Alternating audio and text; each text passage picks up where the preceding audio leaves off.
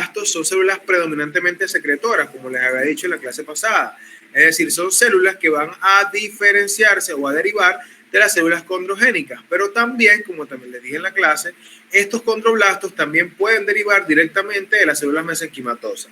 Entonces, las células mesenquimatosas pueden dar células condrogénicas y células condroblásticas, ¿ok? Eso va a depender del estímulo puntual.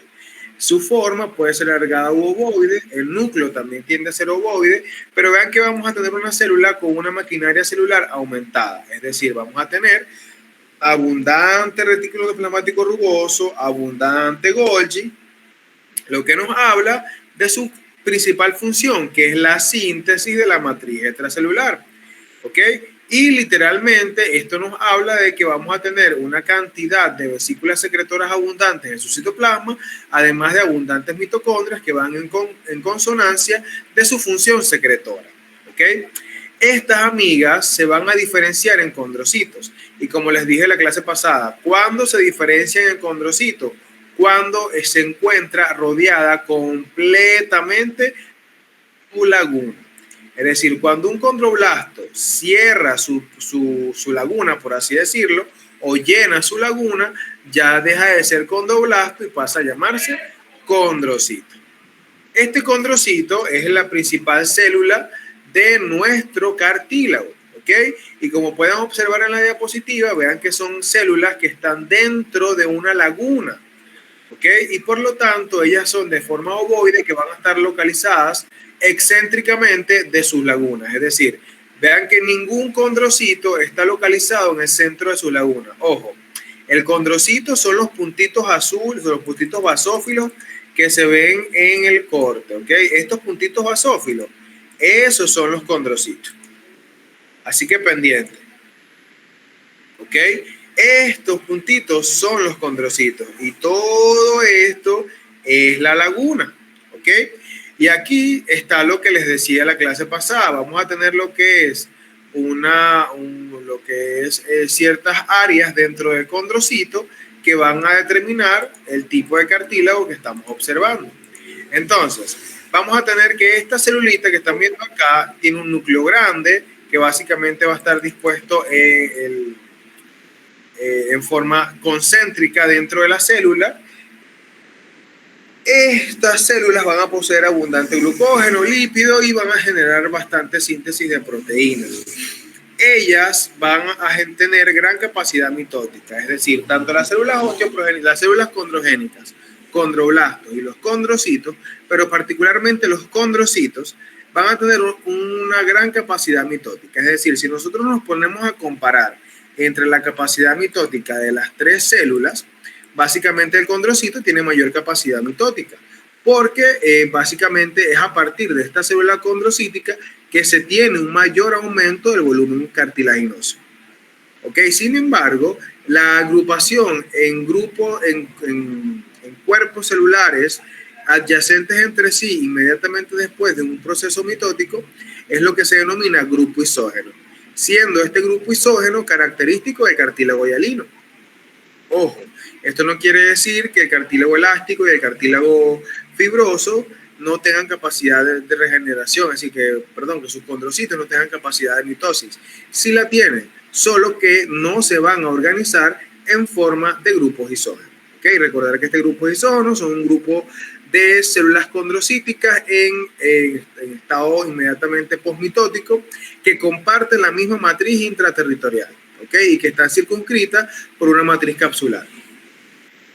Es decir, básicamente comparten la misma matriz capsular y comparten la misma matriz intraterritorial, lo que genera que parezcan como que fuesen una sola célula. Sin embargo, son varias células de 4 a 5 células de condrocitos que tienen esta peculiaridad.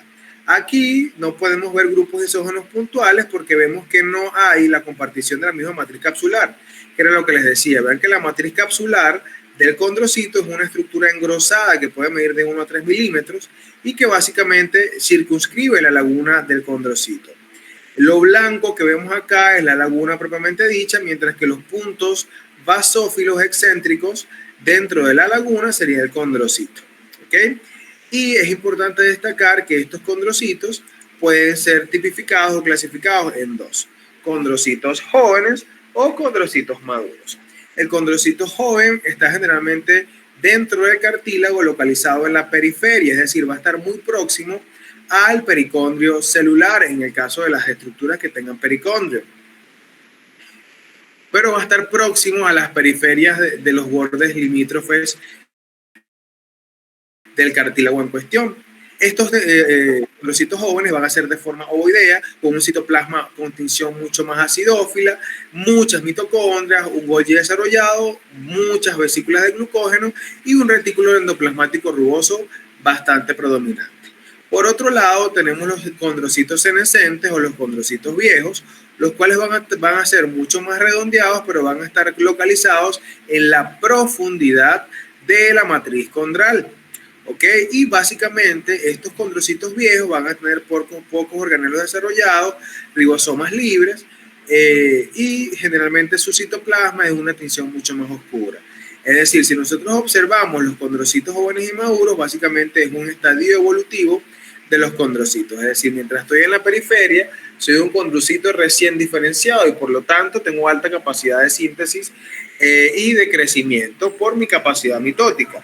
Por el contrario, si soy un condrocito senescente, básicamente mi capacidad mitótica va a estar disminuida y por lo tanto, en comparación con el joven, claro está, y por lo tanto mis organelos van a estar mucho más disminuidos debido a que no soy una célula con secreción activa. ¿Ok? ¿Hasta ahora hay alguna duda? Vean que estoy repitiendo lo que ya había dicho con anterioridad, pero con imágenes. Todo fino, profe. Ok. Entonces, siguiendo, aquí les muestro cómo los condrocitos pueden organizarse dentro de la matriz condral. Los condrocitos pueden organizarse siguiendo el eje axial o el eje longitudinal de la matriz condral.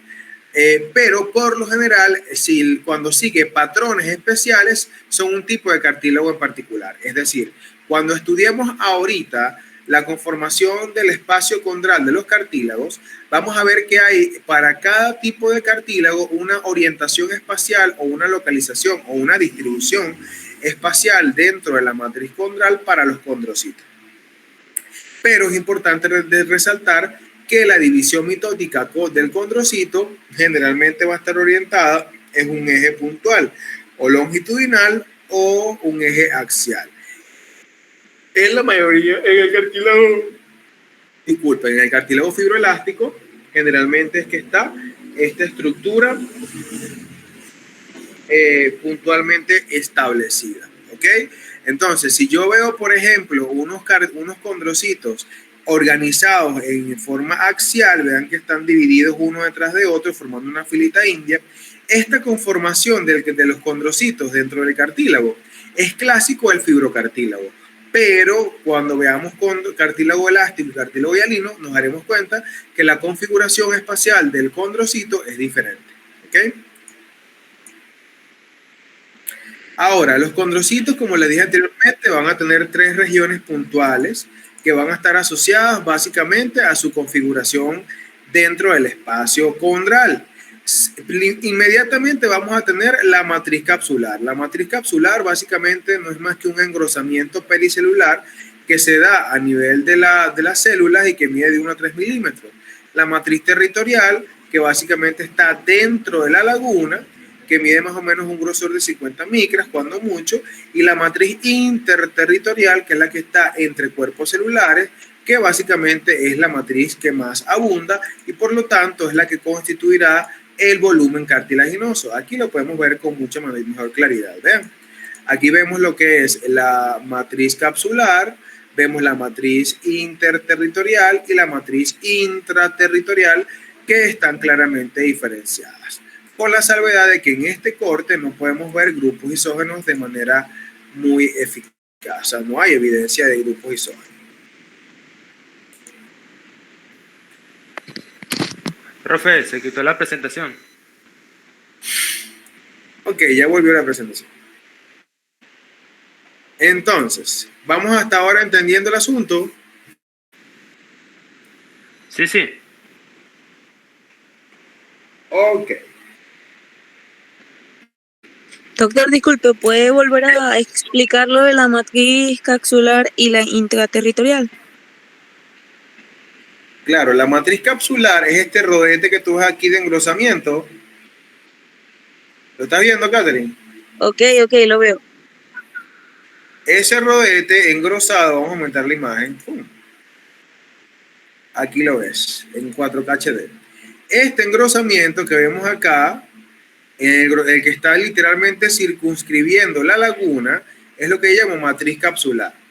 ¿Ok? Esto puede medir de 1 a 3 milímetros y generalmente es el punto límite entre el espacio lagunar y el espacio de la matriz condral.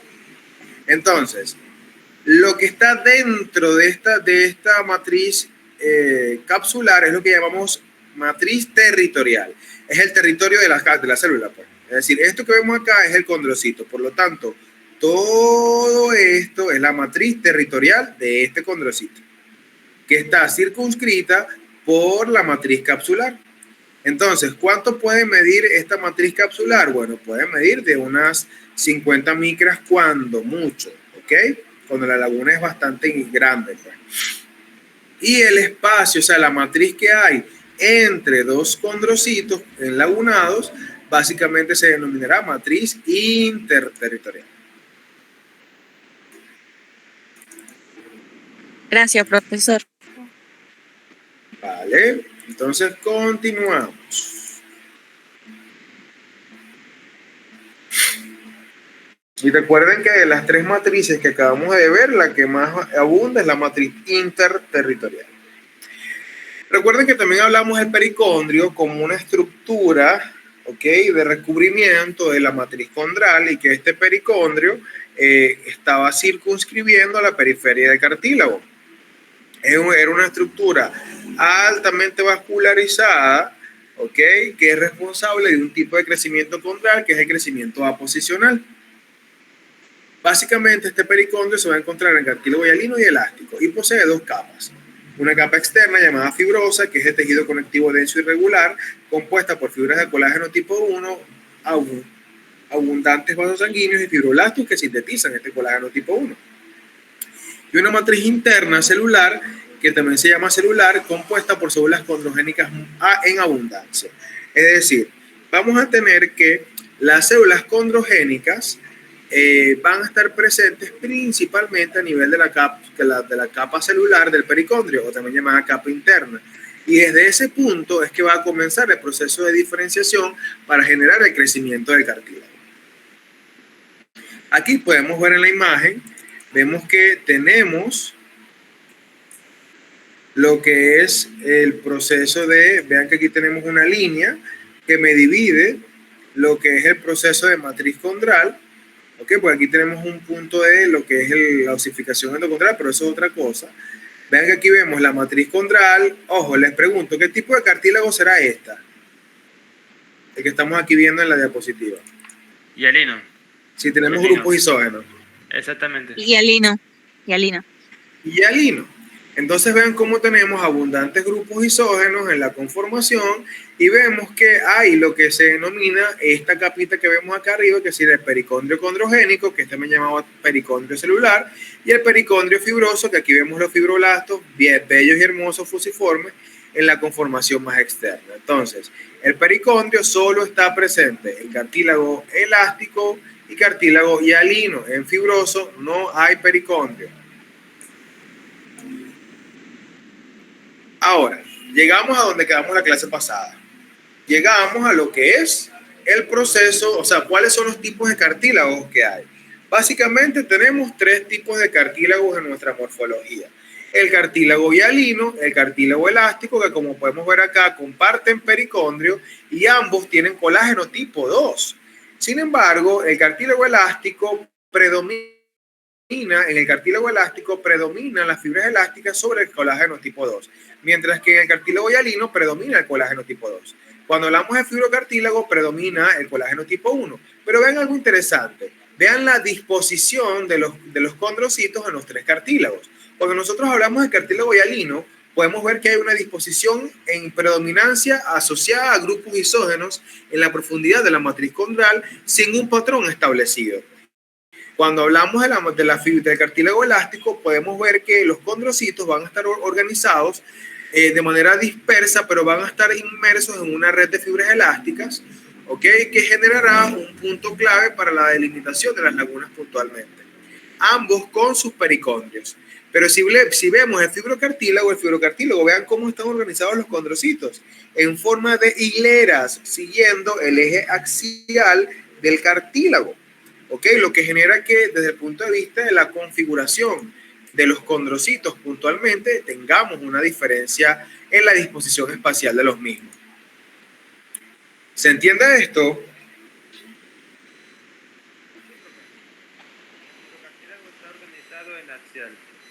El elástico ok, cuando nosotros hablamos... ¿Cómo? Y el hialino en grupos isógenos. Jorge, no te escucho bien, hijo.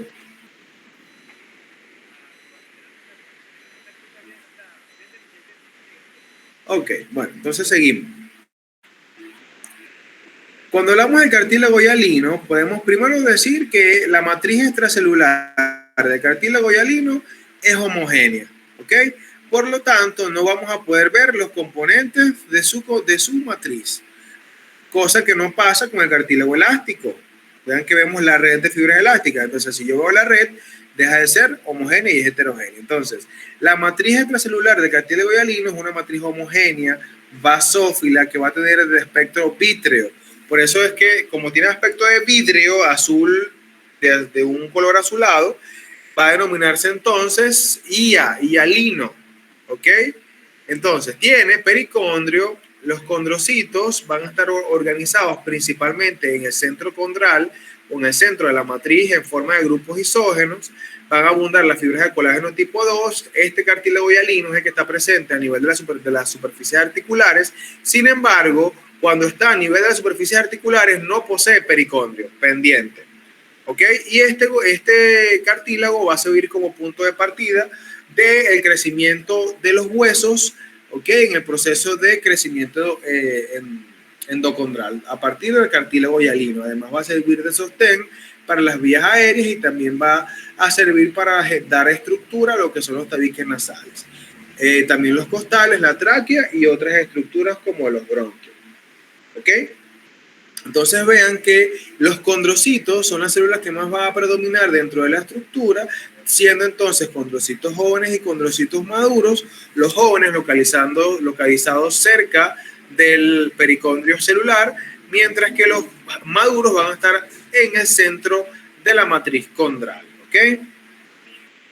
Aquí podemos ver un ejemplo en donde podemos visualizar aquí arriba lo que es el pericondrio. Vean cómo tenemos el pericondrio con sus dos partes. Vean que podemos tener el pericondrio. Tengo de este lado, ay Dios mío, muy bien la imagen. Tengo aquí el pericondrio celular, el pericondrio fibroso, perdón, y acá tengo el pericondrio celular. Entonces vean que el pericondrio fibroso está compuesto por colágeno tipo 1 y aquí veo los fibroblastos, ¿ok? Mientras que el pericondrio celular o el pericondrio condrogénico va a estar compuesto por células que aquí la podemos ver con su forma ovalada, fusiforme, característica. Y vean que aquí empezamos a ver lo que son los condroblastos dentro de la estructura del pericondrio condrogénico. ¿Qué pasa?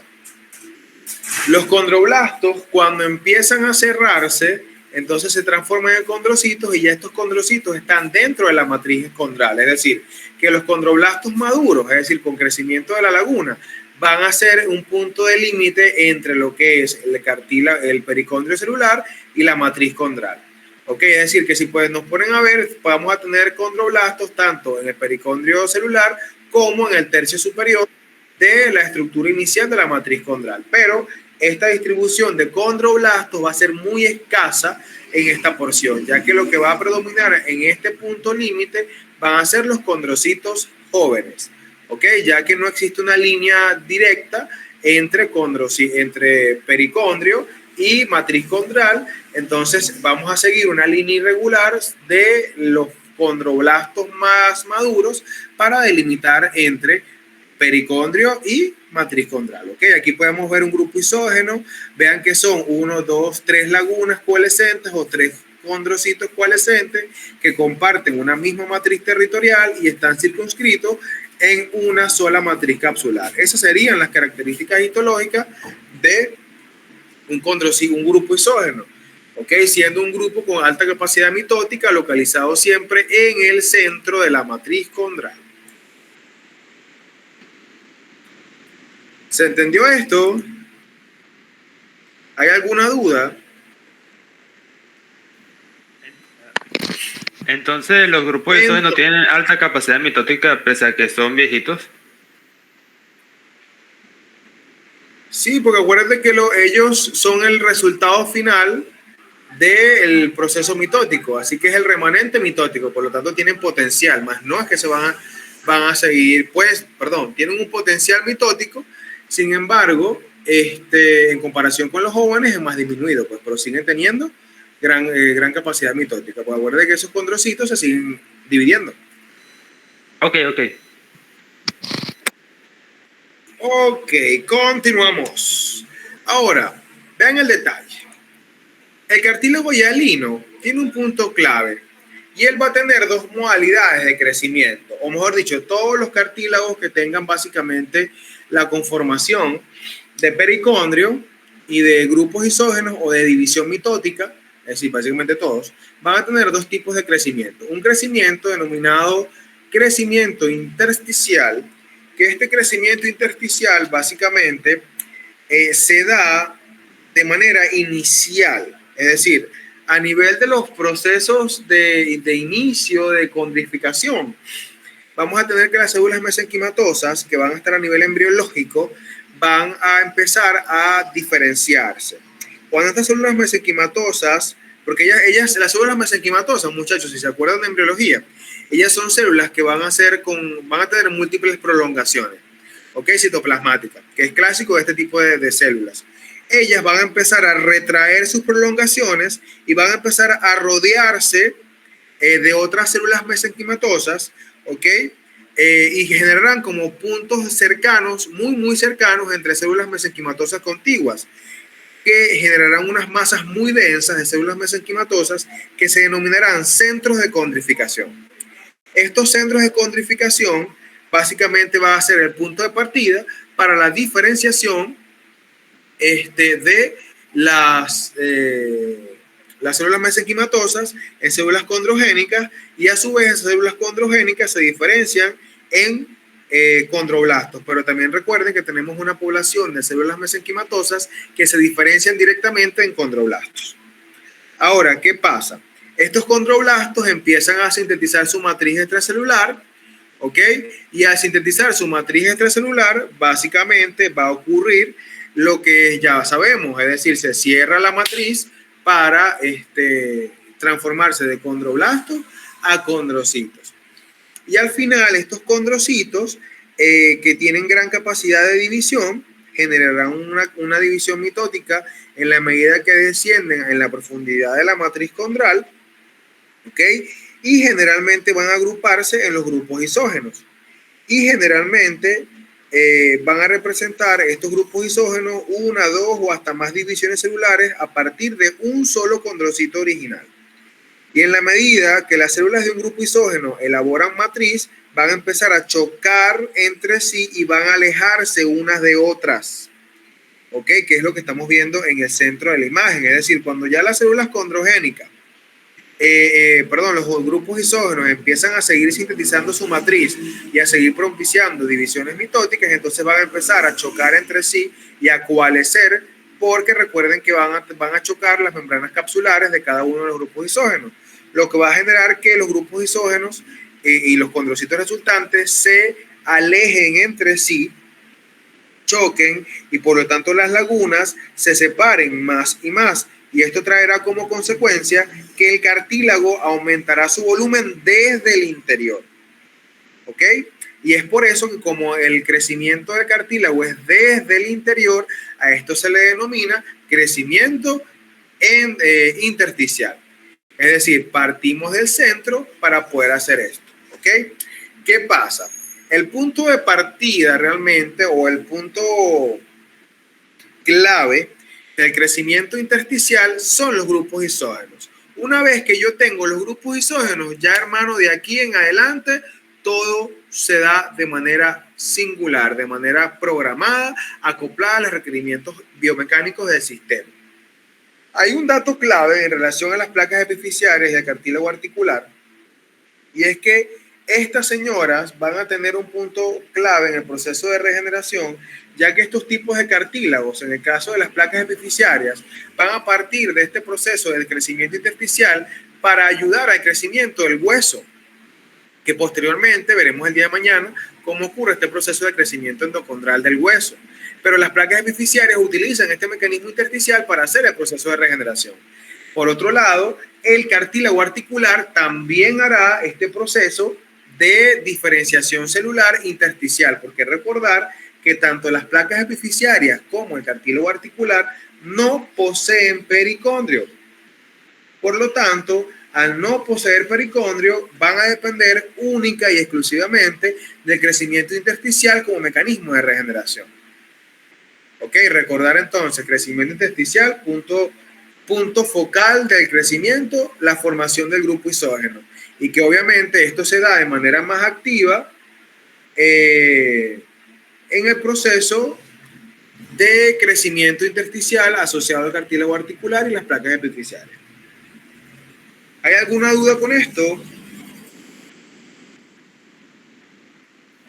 Profesor, al inicio de la diapositiva dijo que habían dos tipos de crecimiento. El crecimiento intersticial es uno y el otro tipo de crecimiento sería el crecimiento que ocurre en la fase inicial, ese que se da por las células mesenquimatosas. No, es que todo esto es crecimiento intersticial, Ian, todo esto. Lo que pasa es que lo que realmente ayuda al crecimiento son los grupos isógenos. Pero el crecimiento intersticial parte de las mesenquimatosas, centro de condrificación, condroblasto, hasta llegar al condrocito. Porque recuerda que ella inicia en la fase inicial embriológica y termina su desarrollo hasta que la persona muera, pues. Porque ¿qué pasa? Una vez que ya el cartílago se forma, empieza una de las formas de crecimiento es a través de los grupos isógenos, que es el mecanismo intersticial, que es decir, crezco del centro hacia la periferia. Ok. Ok, el otro cartílago, básicamente, el otro mecanismo de crecimiento, perdón, que vamos a ver es el crecimiento aposicional. Ahora, vean el detalle. Aquí era lo que les decía de que lo que ocurría a nivel de la cartílago articular. Vean que, ¿qué es lo que estimula a que el cartílago de la superficie articular tenga su capacidad de regeneración? Bueno, los mecanismos biomecánicos acoplados a la articulación. Por lo tanto, aquí mis estimados estudiantes tendrán que repasar los distintos mecanismos biomecánicos de las articulaciones, bien sea la sinartrosis, la anfiartrosis, la diartrosis, ¿ok?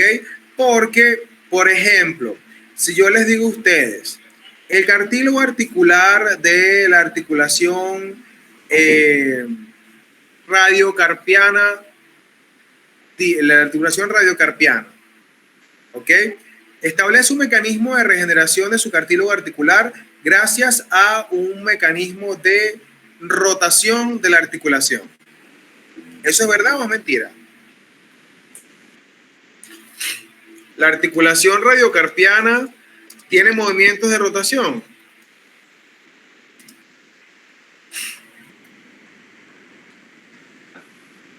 Deja de comprobar con la mano. A ver. O sea, la radiocarpiana, lo de radio del carpo. Ajá. Mi gente, ayúdenme, hay otras 68 personas aquí. No, doctor, no tiene. ¿Las tiene o no las tiene? Pero yo creo que sí la tiene, ¿vale?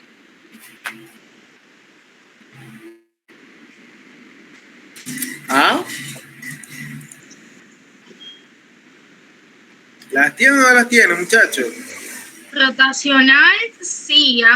¿Por qué les digo esto? Porque los movimientos de la articulación puntual van a estar asociados a la carga de compresión, cargas de tensión, cargas de cizallamiento, y estas cargas aplicadas a la superficie articular están directamente relacionadas con el proceso de movimiento típico de la articulación. ¿Ok? Por ejemplo, si nosotros hablamos de un movimiento de la articulación, ¿cómo?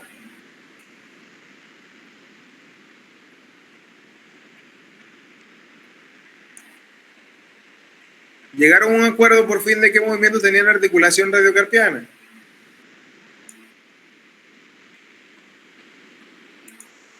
Pero doctor, creo que ese internet es un poquito Hola. lento porque hay unos que dicen que sí y otros que dicen que no.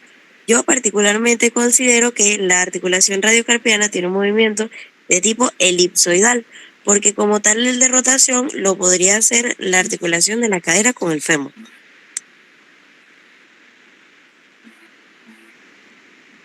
Sí, pero un movimiento elipsoidal involucraría movimiento de circunducción.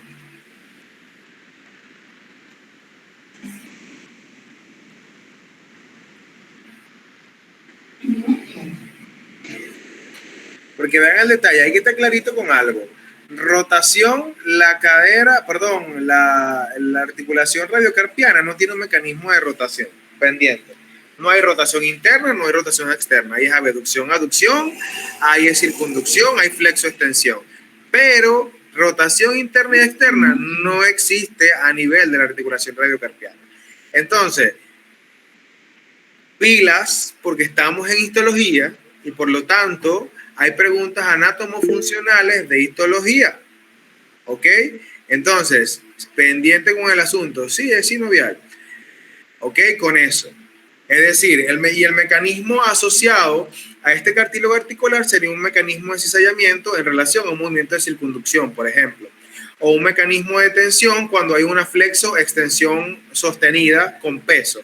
O un movimiento de compresión cuando hay básicamente un proceso de aducción o abducción con peso. Entonces hay que estar claro que los cartílagos articulares van a tener un punto clave en el proceso de regeneración y va a estar delimitado directamente por el movimiento de la articulación a la cual ellos integran. ¿Ok? Entonces tienen que estar claritos con eso. Porque, ojo, en una articulación el movimiento es la clave. Actualmente los consensos de rehabilitación acoplado posterior a lesiones osteoarticulares recomiendan, ojo, también depende de ciertos tipos de lesiones, ciertas condiciones aplican, pero recomiendan movilidad inicial, rápida o temprana o precoz de la articulación. ¿Para qué? Para evitar artrosis, artritis, degeneración articular. Porque ¿qué ocurre? Este cartílago necesita regenerarse y para poder regenerarse necesita estar en movimiento, ya que las estructuras o la fuerza, mejor dicho, que permite su regeneración son las fuerzas acopladas al movimiento articular. Pero ojo, va a depender también del tipo de movimiento de la articulación. Eso quiero que lo tengan claro, ya que estos tipos de estimulación básicamente lo que van a hacer es estimular la regeneración del cartílago a partir de su crecimiento intersticial. Porque como no tiene pericondrio, a pesar de que es cartílago hialino, es cartílago articular y no tiene pericondrio. Por lo tanto, esta estructura crecerá y se regenerará exclusivamente a partir del crecimiento intersticial. ¿Se entiende el asunto?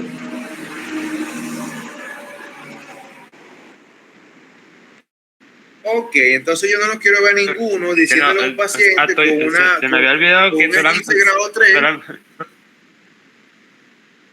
¿Qué dijo Jorge? No, que estaba aquí buscando en el teléfono y dije, mira, no será que solamente las articulaciones así esféricas son las de rotación. Y era que sí. Y entonces después fue que me salió de flexión y... Claro, es que la articulación radiocarpiana tiene movimientos de flexión, extensión, abducción y aducción. Y también tiene un movimiento de circunducción si combinamos los otros movimientos. ¿Me comprenden? Pero no tiene movimiento de rotación. No está habilitado para ese tipo de articulación. Por su composición, ya recuerden que esta articulación básicamente es una articulación condílea que básicamente va a permitir el movimiento en dos planos perpendiculares en su movimiento. Básicamente, si tengo dos ejes de movimiento acoplados a la articulación, son 4 movimientos que puedo hacer, que son los que ya describí. Así que pendiente. Esos son principios básicos de anatomía, ¿oyeron? Basiquitos. Así que les aconsejo, mis estimados, repasen. Que en guerra avisar no muere soldado. Ahora, cuando hablamos del crecimiento aposicional, aquí la cosa es un poco más sencilla, ya que el punto de partida del crecimiento aposicional es el pericondrio. Por lo tanto, solo cartílago hialino y cartílago elástico van a tener este tipo de crecimiento. Ajá, Castañeda, la escucho. Doctor, ¿sabe que estaba mencionando cuando hablamos de las articulaciones que usted no quería que nosotros le diéramos a un paciente algo y no terminó la oración? ¿Qué es lo que no le podemos decir al paciente? Jorge habló. Lo que les iba a decir era que un paciente con un esguince grado 3 o con una luxación residual no los vayan a mandar a poner una férula de inmovilización por 3 semanas, por un mes, porque básicamente lo que van a hacer es degenerar el cartílago articular y van a ocasionar un problema en la articulación por iatrogenia. Porque mientras más movimiento hay en la articulación, se regenera el líquido sinovial, se regenera el cartílago y básicamente las estructuras de estabilización de todo el eje biomecánico se estabilizan y se fortalecen. Entonces, si yo voy a dejar inmóvil la articulación cuyo movimiento es terapia para ella, voy a hacer todo lo contrario al proceso de beneficio para el paciente. ¿Ok? Entonces, eso es lo que iba a decir. Ok, doctor, muchas gracias. Ok, entonces, como les decía, este pericondrio es un punto clave porque a partir del pericondrio, entonces vamos a tener un crecimiento de las estructuras allí. Entonces, lo que va a ocurrir en el crecimiento aposicional es una diferenciación secuencial. Es decir, las células condrogénicas que están en el pericondrio, a su vez, se diferencian en condroblastos, los condroblastos condrocitos, y así crece a los laterales y hacia abajo. ¿Ok? Entonces, en un cartílago que tiene una matriz condral lo suficientemente densa y un pericondrio funcionante, entonces va a tener los dos mecanismos de crecimiento. Va a crecer tanto. ¿De qué habla Edwin? No entiendo. ¿Que se moviliza por pocos días o no se moviliza en lo absoluto, Figuera? Yo voy por pericondrio, yo creo que tú vas más atrás. Bueno, cuando escuche. Entonces, como les decía, partimos del pericondrio con las células condrogénicas que se diferencian en condroblastos y condrocitos. Y esto hace que la matriz, que el cartílago crezca a los laterales del pericondrio y también hacia inferior. Entonces, un punto clave acá es este proceso de distribución de las células, ya que si esto lo juntamos con el crecimiento intersticial, tenemos un crecimiento potenciado de las estructuras, lo que nos habla clásicamente de lo que implica el proceso de regeneración condral partiendo del cartílago, del pericondrio o del grupo isógeno. Si parto del grupo isógeno como punto focal de crecimiento, sería el crecimiento intersticial. Pero si parto a partir del pericondrio, es decir, mi punto de partida son las células condrogénicas, elementalmente sería un crecimiento aposicional.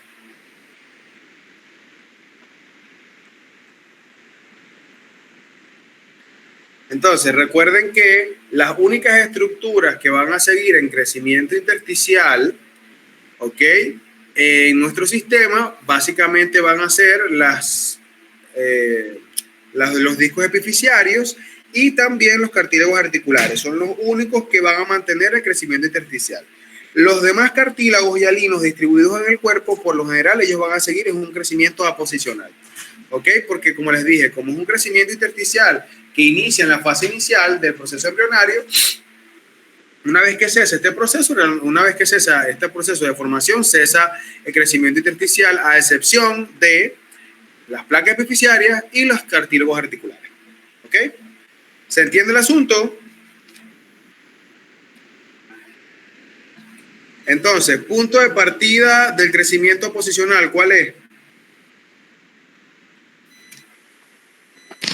El pericondrio.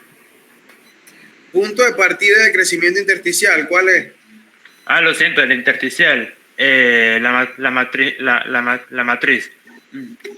Los grupos isógenos son los puntos de partida. Los del crecimiento intersticial, grupo isógeno. Los del crecimiento posicional, pericondrio. Seguimos. Ahora, cuando hablamos nosotros del cartílago elástico, básicamente el cartílago... ¿Aló? ¿Lo puedo repetir, por favor? Que creo que me enredé.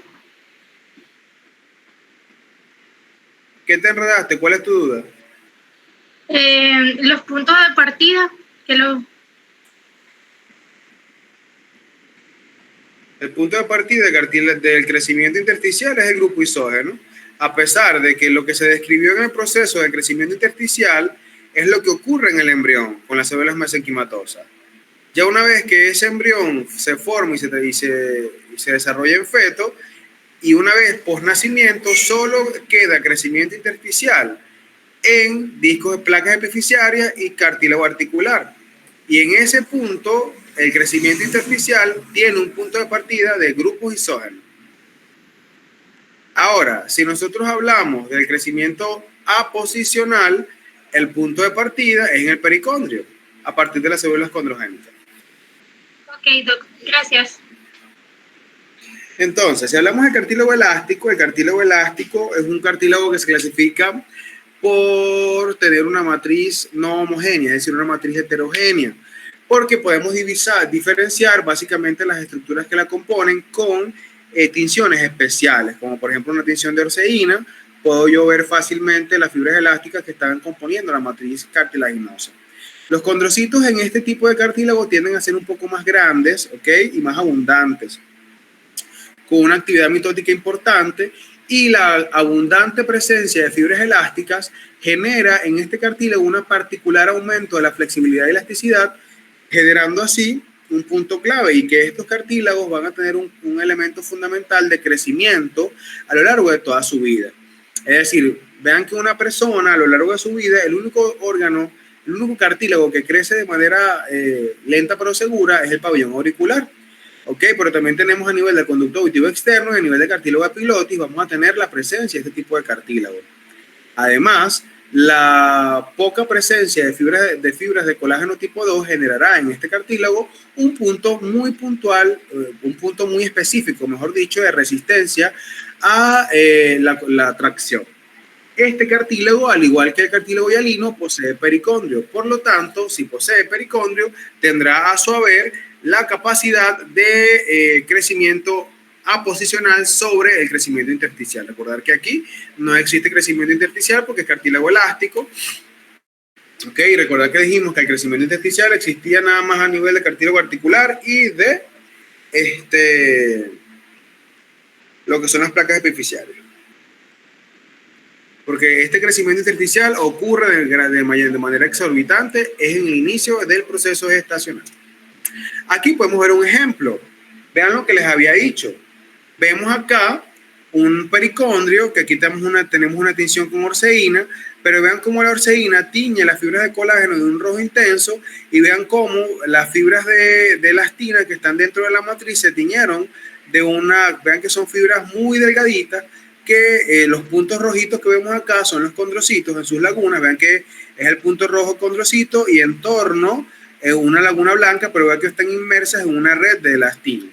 Eso generará, obviamente, a simple vista, una matriz extracelular heterogénea que puede básicamente mantenerse o verse de manera muy, muy clásica.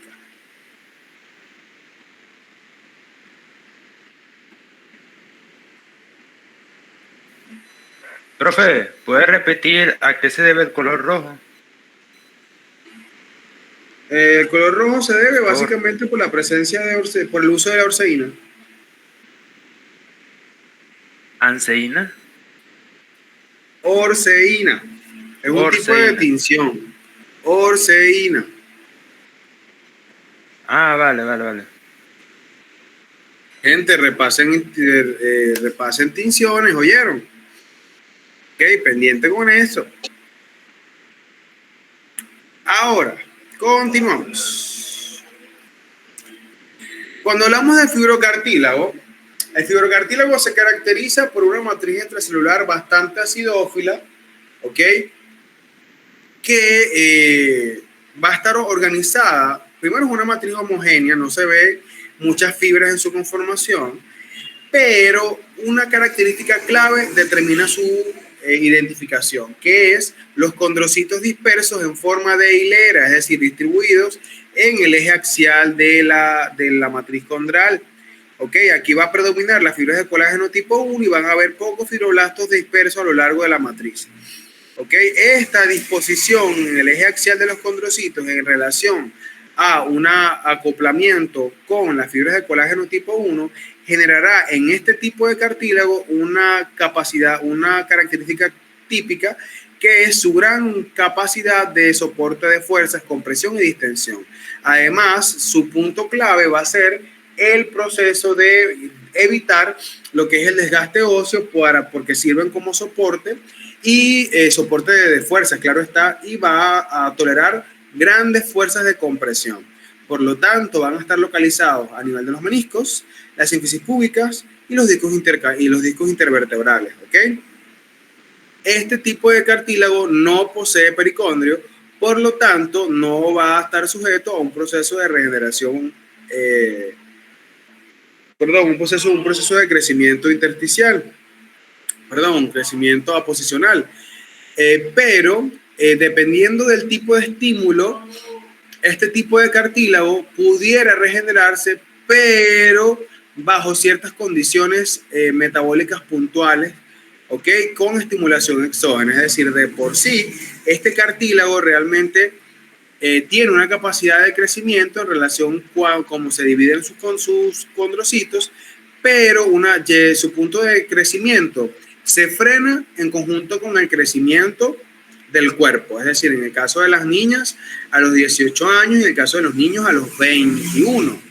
¿Ok? Lo que generará entonces que ese cartílago del menisco, ese cartílago de la sínfisis del pubis o ese cartílago de los discos intervertebrales esté sujeto a grandes mecánicas de cizallamiento o a grandes fuerzas biomecánicas que si no se ejercen de la mejor manera o no se sostiene un estilo de vida adecuado, se puede estar sujeto a un proceso de desgaste y deterioro de manera progresiva. ¿Hay alguna duda?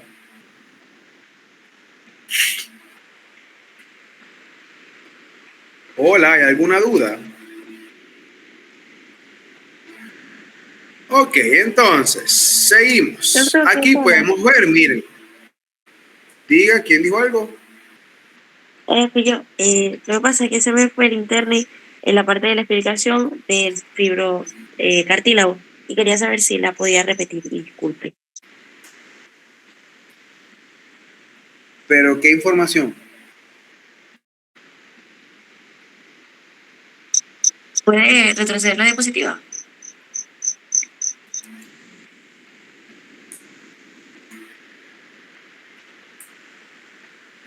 ¿Ah?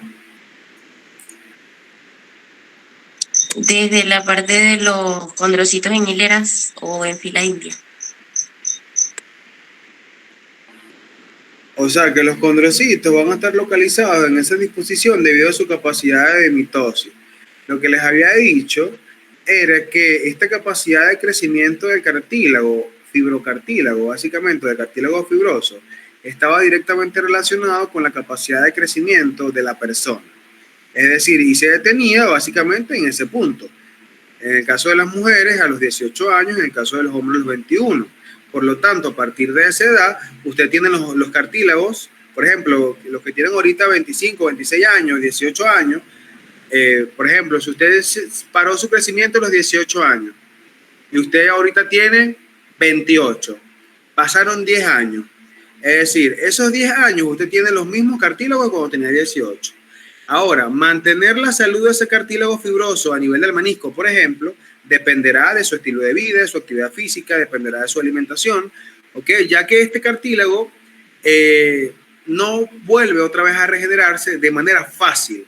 O sea, se puede activar su punto de regeneración, pero con procesos muy exhaustivos de manera exógena. Es decir, con tratamientos médicos, pues, pero de manera natural es difícil que el cartílago fibroso se regenere, ¿ok? Por lo tanto, vamos a tener múltiples lesiones en pacientes obesos o en pacientes que no tienen una actividad física cotidiana a nivel de articulaciones como la rodilla, por ejemplo, que es donde están los meniscos, por una patología que se llama desgaste de meniscos, porque a diferencia del cartílago articular que está en la articulación, valga la redundancia, el cual el movimiento o en la compresión genera un crecimiento intersticial y por lo tanto se regenera, en el caso del cartílago fibroso, si hay un aumento por la compresión, más bien se desgasta. Y al desgastarse no hay regeneración. ¿Ok? Y es por eso que estas personas padecen de patologías de meniscos debido a este proceso. ¿Ok? Claro, esto es para extenderse en la fisiopatología de lo que es el tema de la regeneración de los meniscos, pero para el nivel es importante que entiendan que el punto de crecimiento de los meniscos o el corte de crecimiento es con el crecimiento de todo el sistema. ¿Ok? Y lo mismo pasa con la sínfisis del pubis con los discos intervertebrales. Por lo tanto, el cuidado biomecánico de estas estructuras debe darse de una manera óptima a lo largo de la vida para no padecer de enfermedades puntuales.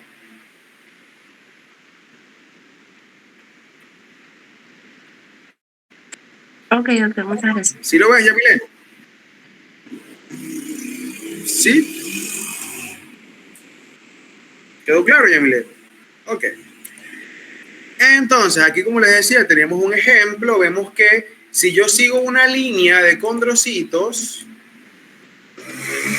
vean que voy a unir varios condrocitos con esta línea.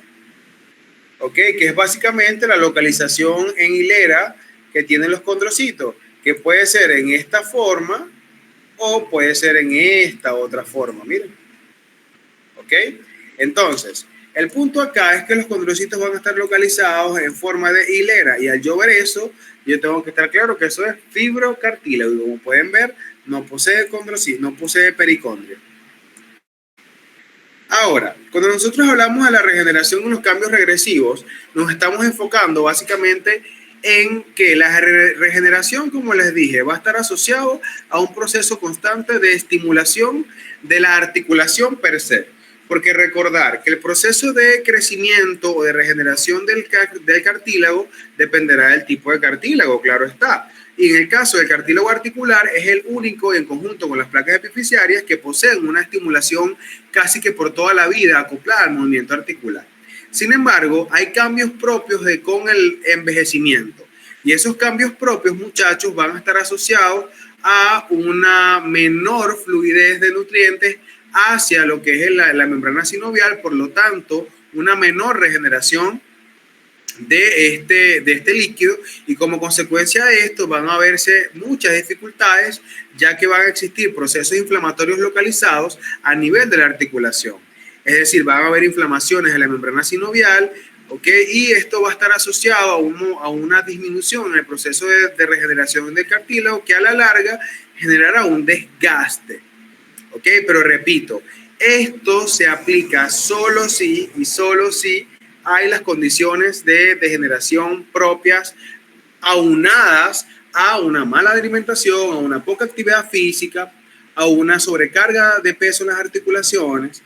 ¿Ok? Porque cada articulación en el cuerpo maneja una fuerza y un peso que puede tolerar. Si yo sobrecargo sobre esta articulación o genero una sobrecarga de peso y fuerza, eso generará que a la larga, por uso crónico de este tipo de estímulo, haya un daño articular establecido.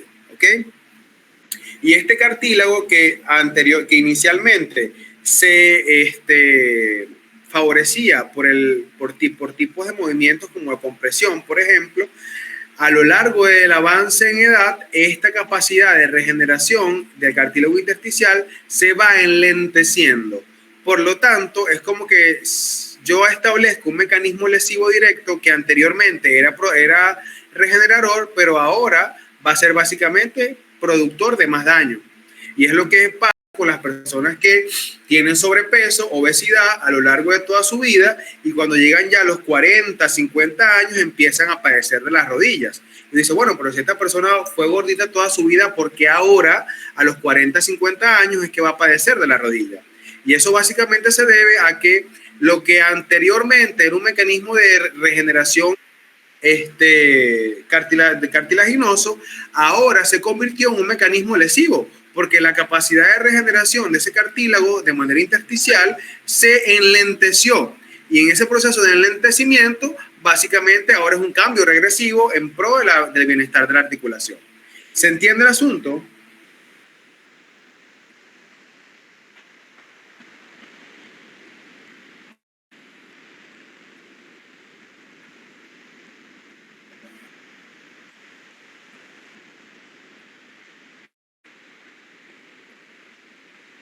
¿Hay alguna duda?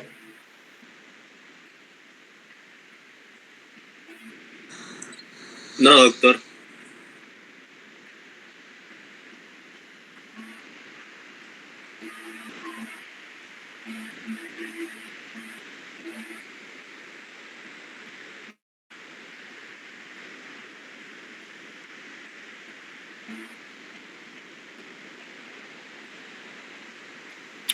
Ok, entonces continuamos. Ahora, hay que estar claro que en el proceso de crecimiento y desarrollo vamos a tener ciertos factores que van a promover, bien sea o el estímulo o la degeneración de los procesos de crecimiento articular. Si nosotros hablamos, por ejemplo, de las hormonas tiroideas como la tiroxina, que es T3, y la tiroxina, que es T4, y la triiodotironina, que es T3, vamos a tener claro que estas dos señoras, en conjunto con la testosterona y la somatotropina, van a estimular el crecimiento del cartílago y la formación de la matriz. Por lo tanto, patologías asociadas al proceso tiroideo pueden conllevar a una patología articular. Es decir, alguien que tenga un hipotiroidismo puede padecer de artritis y artrosis.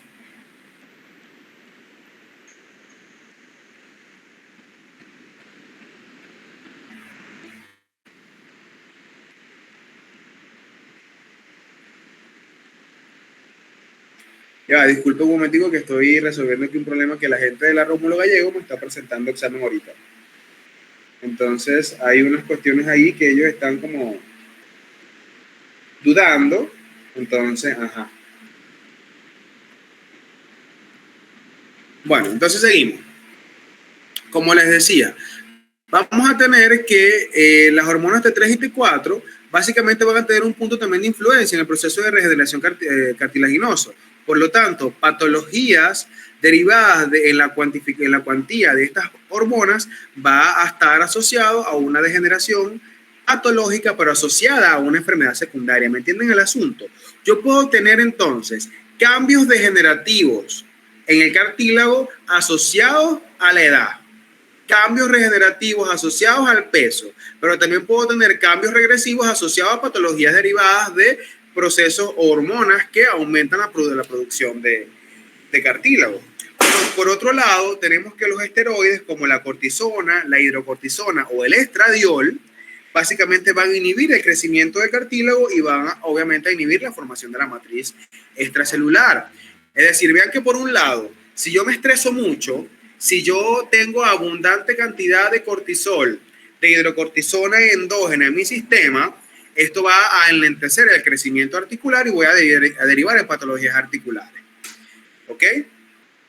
Ahora, con respecto a las vitaminas, vamos a tener que, por ejemplo, un aumento en la vitamina A o una disminución en la vitamina A puede estar directamente asociado a lo que es la osificación de las placas de crecimiento. Es decir, si tengo una disminución en la vitamina A, hay una disminución en el ancho de las placas epifisiarias. Por lo tanto, ese muchachito no va a crecer más o va a crecer de una manera más lenta hasta que llegue a un punto que no crezca o no tenga la talla adecuada para su potencial genético. Por otro lado, si tengo una hipervitaminosis, un exceso de vitamina A, más bien voy ahora a acelerar la osificación de las placas epifisiarias. Es decir, el muchachito ahora literalmente va a cerrarse rápido esas placas y va a quedar enano. Es decir, ni tan calvo ni con dos pelucas, ni con mucha vitamina A, ni con poca vitamina A. ¿Ok? Por otro lado, la vitamina C en valores normales, en valores pequeños, en valores disminuidos de vitamina C, también vamos a inhibir la síntesis de la matriz extracelular y por lo tanto va a conducir a una patología llamada escorbuto, que una de las principales manifestaciones clínicas de este escorbuto es alteraciones osteocondrogénicas. Por otro lado, el peso obviamente está asociado a un aumento en la exigencia biomecánica de la articulación, más que todo en las articulaciones de miembros inferiores, llámese la articulación talocrural o la articulación de la rodilla, ¿ok? Es decir, la articulación tibioperonea patelar. Perdón, la articulación femorotibial patelar, disculpen, es la cosa. La tibia no forma parte, el peroneo no forma parte de la rodilla, disculpen. Entonces sería la articulación femoropatelar tibial, que sería la articulación de la rodilla, en conjunto también con la articulación de la cadera y la articulación del hombro, es decir, coxofemoral y glenohumeral, tendrán un punto clave en este proceso de padecimiento por aumento y ganancia de peso. ¿Ok? Porque recordar que las grasas básicamente van a tener un punto clave en el proceso de producción extra de estradiol, y el estradiol es un esteroide, por lo tanto disminuye la síntesis y regeneración del cartílago. Entonces vean que todo el delicado equilibrio del sistema orgánico va a estar directamente relacionado con este factor cartilaginoso. Que muchos dirán, no, que el cartílago es una tontería, pero no, el cartílago es fundamental en la estabilidad biomecánica de nuestro cuerpo. Sin cartílago, si una persona tiene desgaste de menisco, no camina. Si una persona tiene algún desgaste articular, de cartílago articular o la articulación coxofemoral, no camina, mi hermano. Y es gracias a este proceso de regeneración articular. Ahora, hay otras patologías, ¿ok?, que generalmente son diferencias clásicas, que es la artritis y la artrosis. Cuando hablamos de artritis, básicamente es una patología que está acoplada a lo que es la membrana sinovial de la articulación puntualmente. Generalmente la artritis reumatoide es una enfermedad autoinmune, es decir, todavía no sabemos la causa precisa y puede padecer en cualquier edad, pero generalmente en la infancia es raro verla, pero puede estar. Afecta a articulaciones, por lo general pequeñas, ¿ok? Muy poliarticulares, o sea, polimóviles, pero también puede afectar articulaciones grandes como la del codo, la de la rodilla, incluso las cervicales. ¿Ok? Generalmente aquí el problema es a nivel de la membrana sinovial. La membrana sinovial es atacada por el sistema inmunológico y eso obviamente genera procesos internos de degeneración articular derivados del proceso de inflamación de la membrana sinovial, que lo vimos hace ratico. Por otro lado, la artrosis es una patología en donde lo que se ve afectado es el cartílago articular que recubre las articulaciones. Básicamente es una enfermedad que se asocia al envejecimiento, generalmente en personas mayores de 40 años, y si son obesas aumentan en un riesgo de 30%. Generalmente las articulaciones más afectadas por este tipo de patología son las articulaciones de gran movilidad y de gran peso articular, es decir, la rodilla, cadera, columna vertebral, ¿ok?, y la articulación de lo que es el hallux metatarso. Y básicamente la rigidez está asociada a este tipo de patología, ¿ok? Generalmente afecta más que todo a las mujeres que a los hombres este tipo de afecciones, y en el caso de la artritis reumatoide afecta al de la artrosis afecta al 10% de la población, mientras que la reumatoide solo al 1% de la población. ¿Ok? Entonces vean cómo podemos tener distintos tipos de degeneración del cartílago, que puede venir desde mecanismos propios del proceso de envejecimiento hasta problemas hormonales, de hipovitaminosis, de problemas biomecánicos asociados al peso o incluso enfermedades autoinmunes que generarán patologías articulares puntualmente. Repito, esto es una asociación que nos pide no es que yo me lo estoy inventando, esto está en el pensum, ¿ok? Por si a la moca. Lo que pasa es que es la primera vez que yo doy cartílago y yo doy las cosas completas.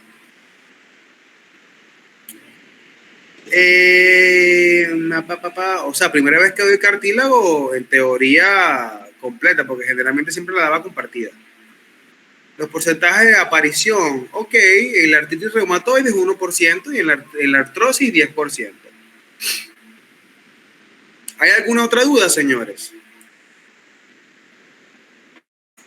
¿Hay dudas al respecto? Los escucho.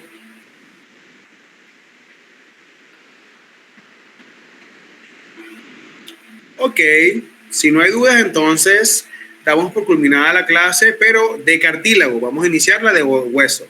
Nos quedan 5 minutos.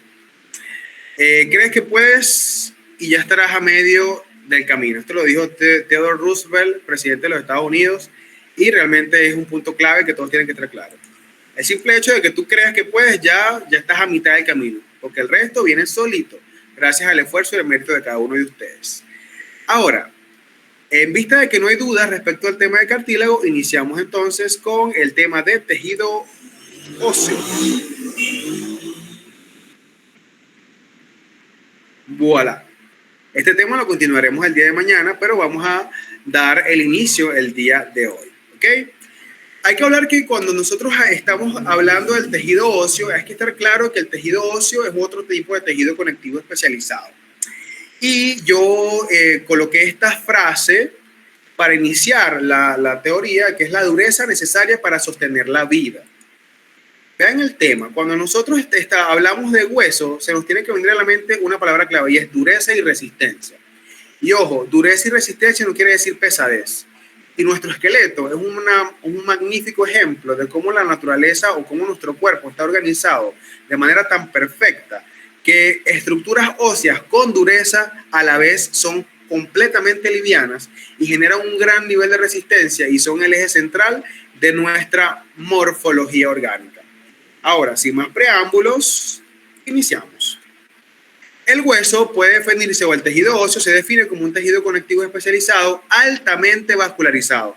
Y aquí vean una diferencia con el tejido conectivo anterior. El cartílago era avascular, mientras que el hueso es un tejido conectivo especializado altamente vascularizado. Pero aquí hay una salvedad. La matriz extracelular está calcificada. Es decir, tiene gran abundancia de calcio y por lo tanto, al tener gran abundancia de calcio, esto generará una matriz consolidada en dureza, ya que esta dureza determinará la resistencia del hueso a la tracción mecánica. ¿Ok? Por lo tanto, este tejido óseo va a representar un punto de sostén para los elementos orgánicos, llámese músculo o vísceras, y van a generar también la forma de nuestra morfología estructural macroscópica, generando un marco estructural general para nuestro sistema biológico. Por otro lado, los puntos de anclaje que representa el tejido óseo acoplado al sistema muscular son imprescindibles para la biomecánica, ya que a partir del hueso generamos prominencias óseas o puntos de reparo en donde los músculos tendrán su punto de origen y punto de inserción, permitiendo así la locomoción y movimiento de los distintos segmentos orgánicos.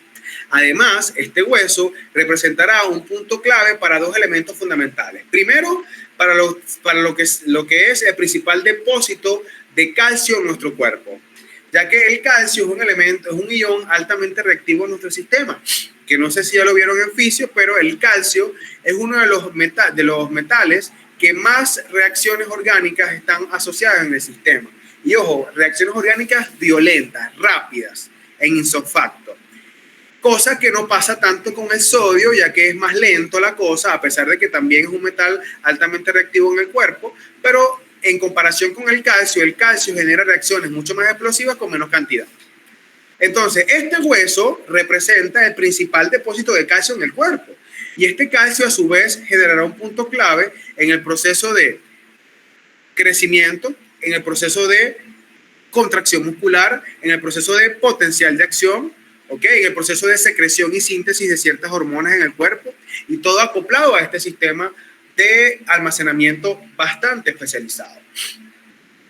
Por otro lado, tenemos el proceso hematopoyético, es decir, el hueso va a tener en su conformación interna una estructura denominada médula ósea, que es altamente vascularizada. Esta médula ósea tendrá a su cargo todo lo que es el proceso de generación de las células sanguíneas, ¿ok? Y también tendrá a su cargo el proceso de maduración inmunológica de los linfocitos B, teniendo entonces este centro del hueso dos funciones claves. Una función hematopoyética estelar como punto de partida de la diferenciación celular y la formación de todas las células sanguíneas y elementos formes. Y también tendrá un punto clave desde el punto de vista inmunológico, siendo un órgano linfóide primario, debido a que permite primero la síntesis de linfocitos B y segundo la maduración de estos linfocitos dentro de su seno, para así poder tener un punto focal en el proceso de defensa inmunológica. Entonces vean que hablar de tejido óseo no es nada más hablar de que es un hueso duro y ya, de que es algo duro y que tiene mucho calcio. No, vean que es un proceso, que es un tejido bastante importante de estudiar y muy peculiar de entender. Como todo tejido conectivo, está compuesto por una matriz extracelular y un grupo de células. La matriz extracelular del hueso o del tejido óseo básicamente está compuesto por dos tipos de componentes. El componente orgánico y el componente inorgánico. Cuando nosotros hablamos de componente orgánico, básicamente este representa aproximadamente el 35% del peso del hueso. Y generalmente compone casi todo el componente de la estructura. Ya que aquí en esta diapositiva hay un error. Y aquí estoy viendo este error y digo, ya va, esto es inorgánico y este es orgánico. Ok, ahora sí. Entonces, el componente inorgánico básicamente representará más o menos un 65% del peso seco. Lo que pasa es que leí orgánico y vi cristales de hidroxiapatita y dije, ya va, eso no es orgánico. Es dependiente. ¿Qué pasa? El componente inorgánico representará el 65% del peso seco del cuerpo y básicamente está compuesto sobre todo por fósforo y calcio y otros elementos en menor medida. ¿Qué pasa? Estos elementos de fósforo y calcio van a estar condensados en un tipo de cristales llamados cristales de hidroxiapatita. Que la fórmula de este tipo de cristal básicamente es calcio 10, el fósforo que es PO4, ya va, así no se escribe, PO4, 6 y OH,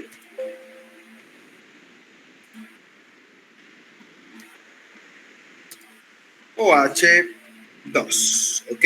Todo esto es lo que se correspondería a lo que es el cristal de hidroxiapatita. Repito, calcio, fosfato y grupos de hidroxilo.